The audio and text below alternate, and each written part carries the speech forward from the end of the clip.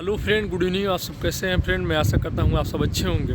हाँ तो फ्रेंड, आज का जो टॉपिक है वो है इजराइल का जो रिक्वायरमेंट है उसके बारे में। यानी कि इंडिया में अभी इजराइल का रिक्वायरमेंट चल रहा है बहुत तेज़ी से, ठीक है ना।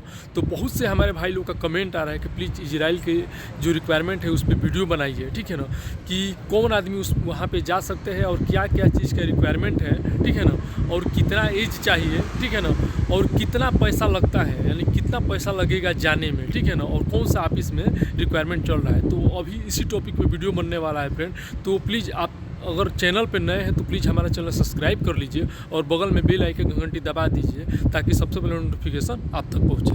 तो फ्रेंड देखिए, सबसे पहले मैं कोई भी वीडियो बनाता हूं, कोई भी तो सबसे पहले मैं उस पर पूरा जानकारी डिटेल में जुटा लेता हूं, ठीक है ना। तो अभी मैं इजराइल पे वीडियो बनाने से पहले सबसे पहले मैं यूट्यूब पर, गूगल पर पूरा सर्च कर रहा था, ठीक है ना।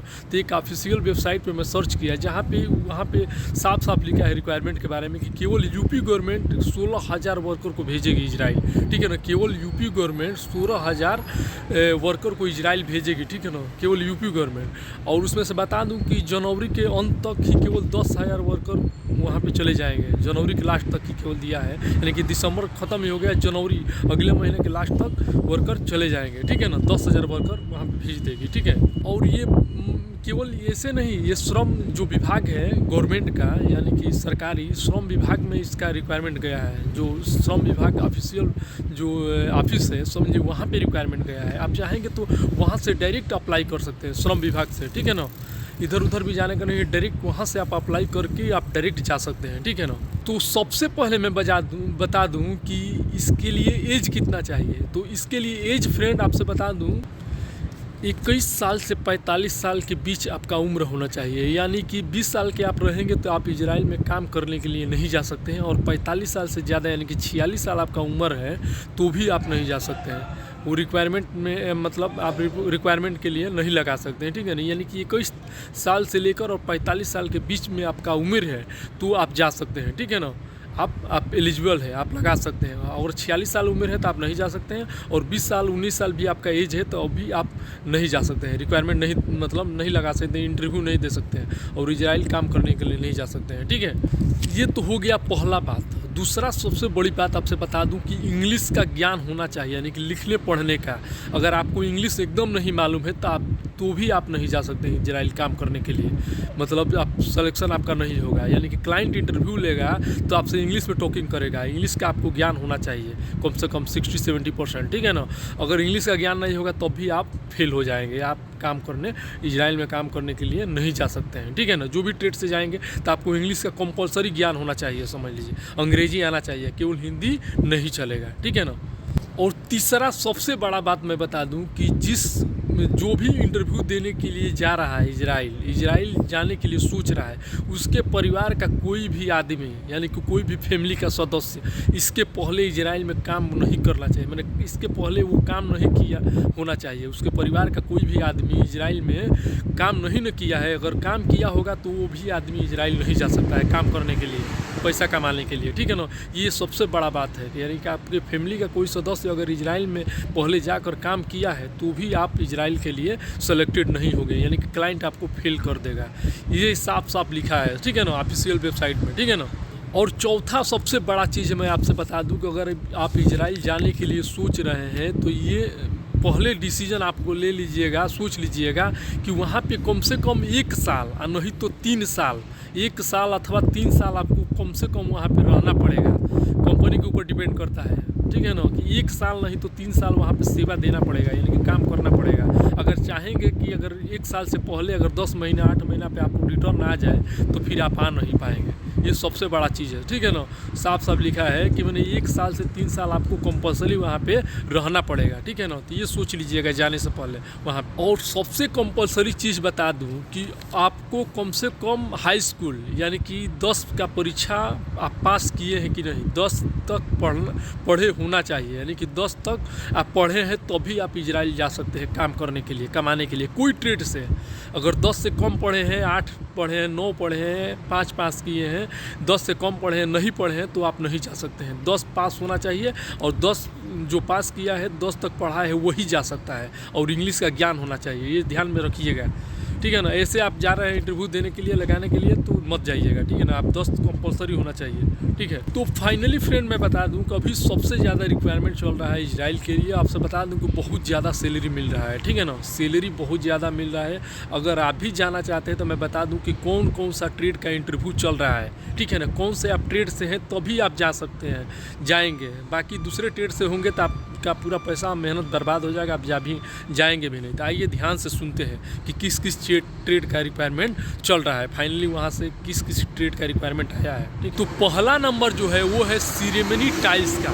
सेरेमनी टाइल्स यानी टाइल्स जो लगता है ना, वो सेरेमनी टाइल्स का पहला रिक्वायरमेंट है, पहला ट्रेड है, ठीक है ना, सेरेमनी टाइल्स का। दूसरा है प्लास्टरिंग का। जो प्लास्टरिंग ये बिल्डिंग है ना, प्लास्टरिंग जो होता है प्लास्टरिंग का है, ठीक है ना। सेकेंड जो है ट्रेड वो प्लास्टरिंग का है, ठीक है।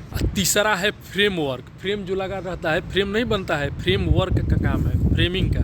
तीसरा फ्रेम वर्क का, ठीक है ना। चौथा है शटरिंग कारपेंटर का, बढ़ई का, ठीक है ना। शटरिंग कारपेंटर लकड़ी लोहे का जो काम होता है, लकड़ी का दरवाज़ा है, टेबल है, मेज है, ठीक है ना, चौकी है, ये सब कारपेंटर का, ठीक है ना। शटरिंग कारपेंटर का, उसमें जो भी चीज़ आता है लकड़ी के काम में, ठीक है ना, तो इसका रिक्वायरमेंट है, ठीक है ना, चौथा। और पाँचवा है आयरन बेल्डिंग का। बेल्डिंग का भी रिक्वायरमेंट है, ठीक है ना। आयरन बेल्डिंग, जो बेल्डिंग होता है ना, बेल्डिंग मारा जाता है लोहे का, आयरन लोहे का बेल्डिंग, ठीक है ना, बेल्डिंग का भी काम है, ठीक है ना।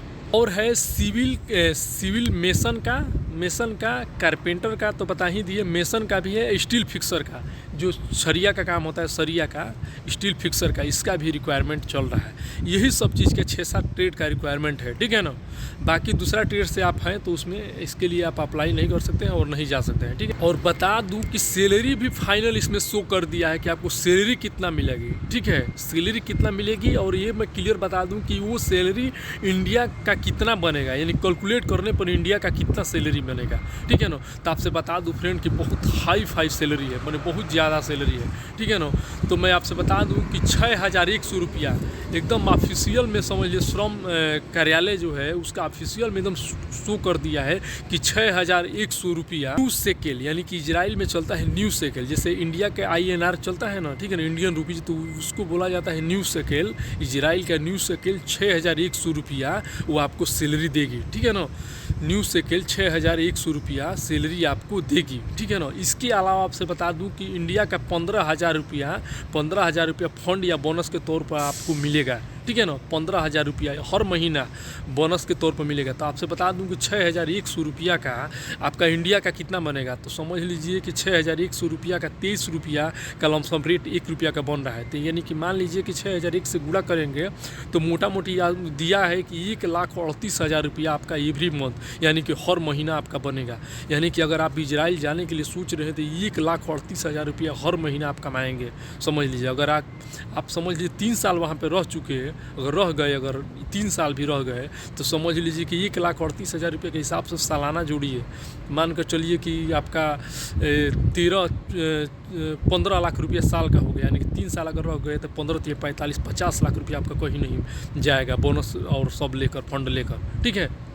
मान के चलिए कि 1,38,000 रुपया आप हर महीना कमाएंगे। अभी इस टाइम में सबसे ज़्यादा रिक्वायरमेंट इंडिया में धड़ल्ले से चल रहा है, तो इजराइल का रिक्वायरमेंट चल रहा है, ठीक है ना। लेकिन इसके लिए क्राइटेरिया होना चाहिए, आपके पास योग्यता होना चाहिए, ठीक है ना। इंग्लिश आना चाहिए, इंग्लिश एकदम स्पोर्ट आना चाहिए बोलने के लिए, ठीक है ना, फास्ट। उसके बाद से आपका हाई स्कूल पास होना चाहिए। आपके घर का कोई फैमिली में का मेंबर आप पहले इजराइल में नहीं काम करना, मतलब काम नहीं न किया हो, तभी आप लगा सकते हैं, ठीक है ना। हाँ, इसके साथ मैं अगर बता दूं कि मतलब इजराइल जाने वालों के लिए, मतलब अगर आप इजराइल जाने के लिए चाह रहे हैं, अगर आप, तो समझ लीजिए कि वहाँ पे जो बीमा है, यानी कि इंश्योरेंस है, आपका खुद को देना है। यानी कि आपका मेडिकल का जो पैसा है आपको खुद करना है, आपको खुद लगाना है। आपको अगर आपका वहाँ जाने के बाद काम करने टाइम में या कोई भी प्रॉब्लम हो रहा है तो मेडिकल, आपका सारा खर्चा मेडिकल का आपको खुद करना है, आपके जेब से कटेगा, ठीक है ना। कंपनी वो नहीं देगी, यानी कि इजराइल गवर्नमेंट या कंपनी आपको नहीं देगी, आप अपने पैसा आपका लगाना है, ठीक है ना। यानी कि चिकित्सा और बीमा, ठीक है ना, यानी कि मेडिकल और जो इंश्योरेंस है वो सब आपका है, ठीक है ना। बाकी जो एकाउंडेशन है, एकाउंडेशन यानी कि रहने का जो रूम का किराया है वो भी आपको ही देना है। एकाउंडेशन भी कंपनी नहीं देगी, इजराइल गवर्नमेंट नहीं देगी, इस पर साफ साफ लिख दिया है, ठीक है ना। यानी कि एकाउंडेशन भी आपको अपने जेब से ही अपना देना है। हाँ, खाना कंपनी देगी, कंपनी का खाना रहेगा, गवर्नमेंट का खाना रहेगा। बाकी एकाउंडेशन, उसके बाद से मेडिकल का जो चार्ज है वो आपको पे करना है। पैसा तो इतना लेंगे, 1,38,000 रुपये आपको मिल रहा है, लेकिन मेडिकल का और इंश्योरेंस का और एकाउंडेशन यानी कि रहने का जो भी पैसा लगेगा वो आपको पे करना है, वो कंपनी और गवर्नमेंट वहाँ का नहीं पे करेगा, ठीक है ना। तो इसमें साफ साफ जाने से पहले ये सोच लीजिएगा, हाई स्कूल आप किए हैं कि नहीं। हाई स्कूल पास होना चाहिए, इंग्लिश आना चाहिए, कंपलसरी है। और आपके घर का कोई परिवार का सदस्य पहले उस वहाँ पे वो कंट्री में काम न किया हो ना, ये भी ध्यान से रख लीजिएगा। ये ना कि कोई पहले वहाँ पे काम किया हो और जाएंगे इंटरव्यू देने के लिए तो आपका सिलेक्शन नहीं होगा। सिलेक्शन हो भी जाएगा, पास हो भी जाएंगे तो आप जा नहीं पाएंगे, आपका वीज़ा नहीं आएगा, ये ध्यान में रखिएगा, ठीक है ना। और आखिरी सबसे बड़ा चीज़ मैं बता दूं कि अगर आप इजराइल जाने के लिए सोच रहे हैं, इजराइल जाना चाहते हैं, तो आने और जाने का दोनों टिकट का किराया आपको खुद पे करना है। यानी कि मान कर चलिए, मैं बहुत जगह से पूछा तो हमको मालूम चला कि अभी समझ लीजिए 2 लाख रुपया ये लोग चार्ज यहाँ पे भरवा रहे हैं। इंडिया में आपको भरना पड़ेगा 2 लाख रुपया। उसके बाद से जाने के बाद से बाकी और पैसा आपके सैलरी से कटिंग होगा, ठीक है ना। ऐसा हमको मालूम चला। और फाइनली फ्रेंड मैं बता दूं कि अभी इजराइल का सबसे ज़्यादा रिक्वायरमेंट जो चल रहा है वो डायनेमिक ऑफिस में चल रहा है, डायनेमिक ऑफिस में, ठीक है ना, जो दिल्ली में है। डायनेमिक में इसका रिक्वायरमेंट चल रहा है। और एक नया रिक्वायरमेंट आया है जो स्टील फिक्सर, मेसन और इसका टाइल्स का, ये अभी जो शटरिंग कारपेंटर का ये रिक्वायरमेंट है ऑम्बे कंसल्टेंसी ऑफिस मुंबई में, ठीक है ना। ये भी रिक्वायरमेंट अभी चल रहा है, समझिए।